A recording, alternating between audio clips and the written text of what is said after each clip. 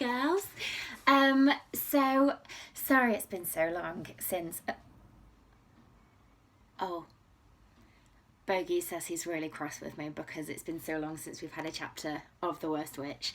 I'm really sorry it's been so long. Bogey said that he thinks because it's been so long, I should do two chapters in one. So that's what we're gonna do. Is that okay? Yeah, he says that's fine. So we're going to do 2 chapters today. So last time when we were with Mildred, they were on their way to Grim Cove, or they were about to, and Mildred was plotting how to get Tabby to come along with them. So let's crack on with chapter 6 of The Worst Witch, or let's see. Luck was on Mildred's side for once. Miss Cackle announced that the journey to the magician's castle would begin at dawn. Here she is, Miss Cackle. Each girl would have a packed breakfast to eat halfway through the journey, which would be ready and stowed away in their suitcase the night before. Miss Cackle also announced that, as it was a fairly long flight, lasting 2 hours, all pupils' cats would be transported in cat baskets to save any accidents with sleepy or nervous cats falling off into the treetops below.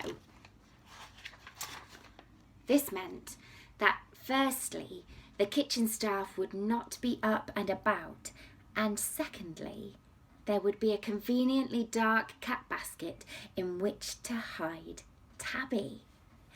Mildred did consider telling Maud and Enid of her plan, but she knew that they would be so anxious on her behalf that it would only worry them, so she decided against it.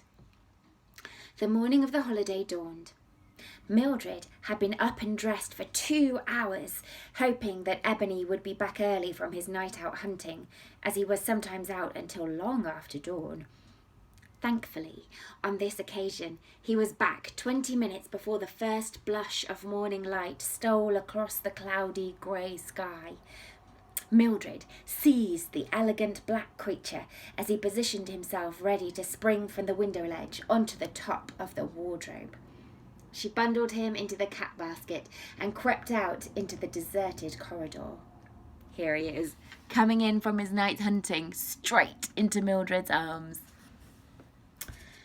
There was a dim night lantern burning at the end of each corridor and at the head of each staircase, so she was easily able to make her way to the kitchen once her eyes had adjusted to the gloomy light. The kitchen looked strange with no one in it.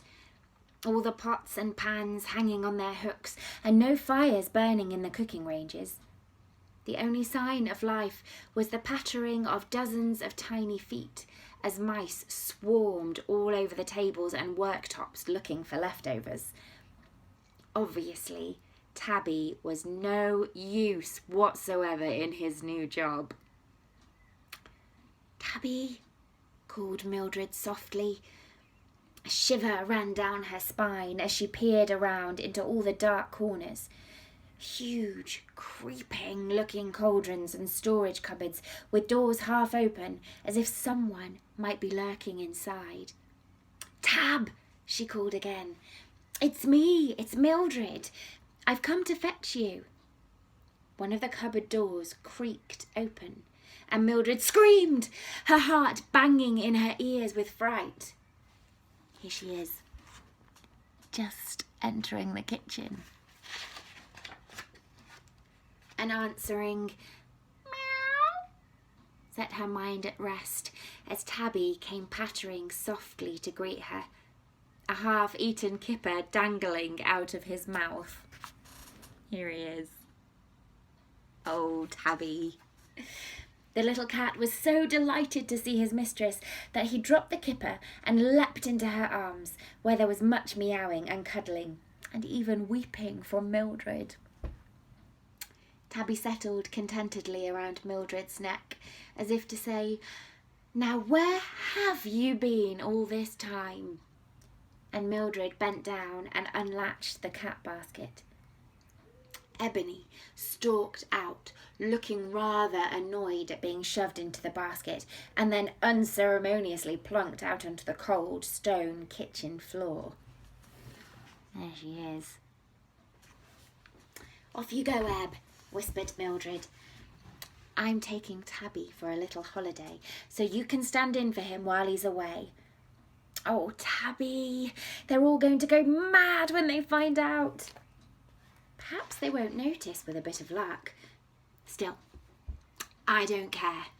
It's worth anything to have you back, even for a week. Come on, you'll have to go into the basket or we'll be found out before we even get there." Tabby didn't mind going into the basket at all. Mildred could hear him purring like a car engine as she headed for the kitchen door. As she heaved it open, several mice skittered out from beneath the large table and dived past into the corridor, pursued by Ebony. Mildred giggled. "Oh, Tabby," she said, scratching his head fondly through the wicker bars. "You're such a hopeless case, and I have missed you." There she is, giving a little cuddle through the basket. Now we're on to chapter 7. Here we go. Operation Rescue Tabby had taken longer than Mildred had calculated, and she arrived in the yard to find everyone, including Miss Cackle and Miss Hardbroom, all lined up and ready to set off. They were standing in rows in absolute silence as Mildred burst through the main door and clumped to her place in line. "Ah, Mildred," said Miss Hardbroom crisply. "How kind of you to join us. Perhaps you had a little problem getting up so early in the morning." "Yes, Miss Hardbroom," replied Mildred, relieved to be provided with an excuse. "And then I had to wait for Ebony to come in from his hunting, and then I couldn't get him to go into the bathroom and into the basket, and then I couldn't—" "That will do, Mildred," snapped Miss Hardbroom.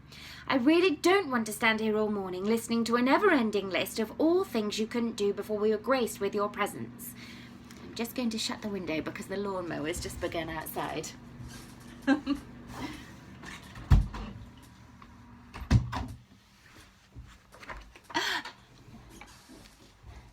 To be continued.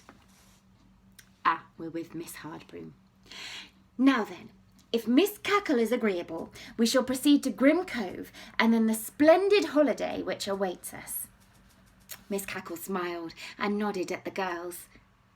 "Most certainly, Miss Hardbroom," she said. "Let us proceed at once. We don't want to waste one moment of our jolly holiday, do we, girls?" Form 2 let out a loud cheer of agreement. "That is quite enough, girls," exclaimed Miss Hardbroom. "Miss Cackle doesn't want to be deafened. Now, Mildred Hubble, a word in your ear. Mr. Rowan Webb has kindly bestowed this holiday upon Form 2 out of gratitude for your helpful action in saving him from the pond. He obviously thinks most highly of you, so let us hope that you will not do anything whatsoever to disillusion him. Do you think you can manage an entire week without drawing any unwanted attention to yourself? In other words, Mildred, no silly nonsense. All right?"